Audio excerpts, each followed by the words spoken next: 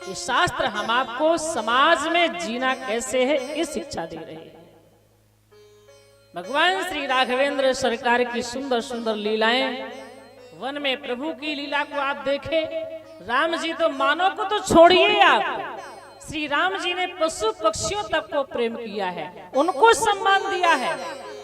जटायु जी को गोदी में लेकर के श्री राम जी रोने लगे और कहते हैं मेरे जान तात कछु दिन जीजे।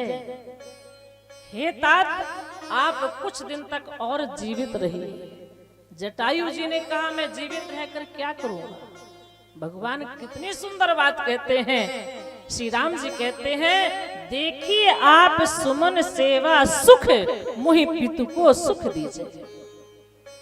हे तात जटायु, इस समय मेरे पूज्य पिताश्री नहीं हैं, तो आप ही पिता की तरह मुझे प्रेम करें, स्नेह करें, मुझे पिता का प्रेम आप दें और मैं पुत्र बन करके आपकी सेवा करूं।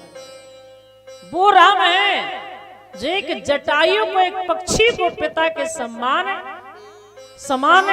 सम्मान देते हैं और उनसे निवेदन करते हैं, उन्हें प्रणाम करते हैं, उन्हें पिता कहकर संबोधित करते हैं। ये राम जी। मनुष्य की बात छोड़िए, राम जी ने बंदर भालुओं को मित्र बना लिया, सखा बना लिया और उन्हीं के बल पर राम जी ने रावण जैसे इतने बड़े राजा को जाकर जीता है। सबरी माता कौन है? सबरी माता एक भील राजा थे, उनकी बेटी है, वनवासियों के यहाँ की बेटी है। भगवान ने माता सबरी जी के जब आश्रम में पहुंचते हैं तो बेर तो खाती ही हैं। जननी ज्यों आदरी, ध्यान रखिए, जैसे एक पुत्र माँ का सम्मान करता है उसी तरह से राम जी ने माता सबरी का सम्मान किया है। उन्होंने जननी कहा है। जननी कई शब्द कई जगह भगवान श्री राम जी का, आप मेरी माँ है, ये राम जी का भाव है। भगवान चाहे श्री राम हो चाहे कृष्ण हो, उनके अंदर कोई भेदभाव नहीं है। लेकिन हम आप एक थोड़ी सा जीवन, छोटा सा जीवन मिला हम आपको, 100 वर्ष का ज्यादा नहीं मिला, उसमें भी हम पूरा नहीं जी पाते हैं। इस 100 वर्ष में हम आप इतना जो है तर्क वितर्क करते हैं, टिप्पणियां करते हैं, यही करते करते परमपिता को भूले रहते हैं। ऐसा क्यों मानस में लिखा है, ऐसा भागवत में क्यों लिखा है, ऐसा राम ने क्यों किया, ऐसा कृष्ण ने क्यों किया, उसी पर हम तर्क करते रहते हैं। जबकि हम सब उस परम पिता परमात्मा की संतान हैं। एक पिता के विपुल कुमारा हुई पृथक गुणशील आचारा, को पंडित को तापिस ज्ञाता, को धनवंत सूर को उदाता।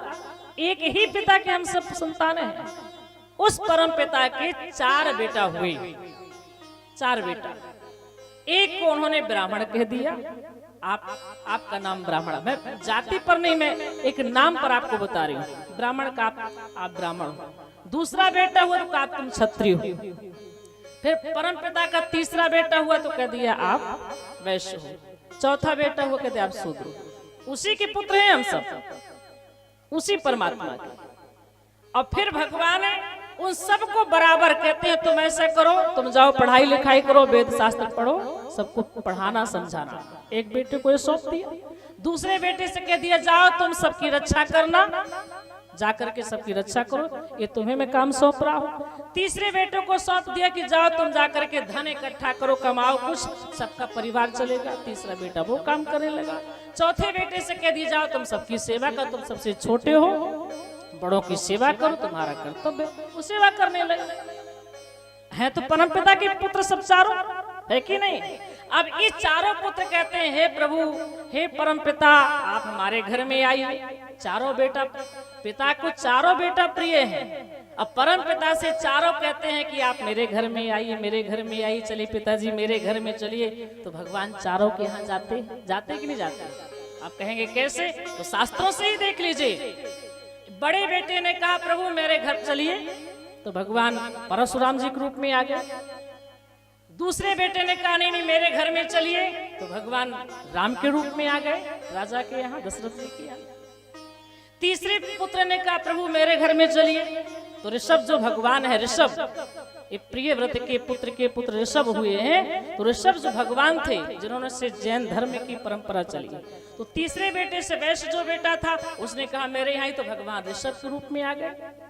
अब जो छोटा बेटा शूद्र जिसे नाम दिया गया, तो उसने कहा प्रभु मेरे घर में आप आइए, मैं भी आपका सम्मान करूं, आपकी सेवा करूं, आप मेरे भी पिता हैं। तो भगवान कृष्ण बन करके आ गए। यादव कुल में भगवान का जन्म हुआ। तो उस परम पिता की दृष्टि में कोई भेदभाव नहीं है, लेकिन हम आप इस संसार में हैं और बस इसी में पड़े रहते हैं। ये वो छोटा बड़ा, ये सब अमीर है, गरीब है, सुंदर है, पढ़ा लिखा है, ज्ञानी है, इसी में हम फंसे फंसे उस परम पिता परमात्मा को भूल गए। हम उसी के संतान हैं। तो हमें ये शास्त्र, हम सब मनुष्य हैं, हम आपको अपने मानव धर्म को जो है कायम रखना है। मानव धर्म का पर चलना है कि हमारा मनुष्य का कर्तव्य क्या है, पुरुष का क्या कर्तव्य है, नारी का क्या कर्तव्य है, बेटा का क्या कर्तव्य है, पिता का क्या कर्तव्य है, ये हम आपको सीखना है। राजा कैसा होना चाहिए, स्वामी कैसा होना चाहिए, सेवक कैसा होना चाहिए, हमें अपने अपने कर्तव्य पर चलना है, हमें सत्य के मार्ग पर चलना है। ये हमारी मानवता है, यही हमारा सच्चा धर्म है। हम टीका टिप्पणी में क्यों अपना समय बर्बाद कर रहे हैं? ये बड़ा मूल्यवान एक एक क्षण, श्वास श्वास में राम कहो, वृथा श्वास मत खो, ना जाने इस श्वास का आवन हो न हो। कब श्वास शरीर से निकल जाए दोबारा प्रवेश ही न करे। अब पर मरने के बाद पता नहीं कहाँ जाते हैं, क्या बनते हैं, क्या पता, बताइए, कुछ नहीं है। इसलिए उस परम पिता परमात्मा को स्मरण रखिए। इस संसार में इन झंझटों में पड़ने की जरूरत नहीं है। हमारे भगवान श्री राम जी जब इस धरा पर आए तो उन्होंने कितना बढ़िया सबको संदेश दिया है, कितनी सुंदर सुंदर लीलाएं हैं। राम जी फिर वहां लंका में गए, सभी को पता है, रावण को राम जी मार करके। जबकि रावण ब्राह्मण कुल में जन्म लेता है, लेकिन आचरण अच्छे नहीं थे, भगवान ने मारा उन्हें। भगवान कहते मुझे किसी से घृणा नहीं है, मुझे घृणा केवल बुराई से है, मुझे रावण से घृणा नहीं है। रावण के अंदर जो बुराइयां थी, जो उसके अंदर जो कटु विचार थे, उससे मुझे घृणा है। और समाज में ही होना चाहिए, हम सब एक हैं, एक बन करके रहेंगे, हमारा सनातन सुरक्षित रहेगा, हमारे शास्त्र सुरक्षित रहेंगे, हमारा धर्म सुरक्षित रहेगा।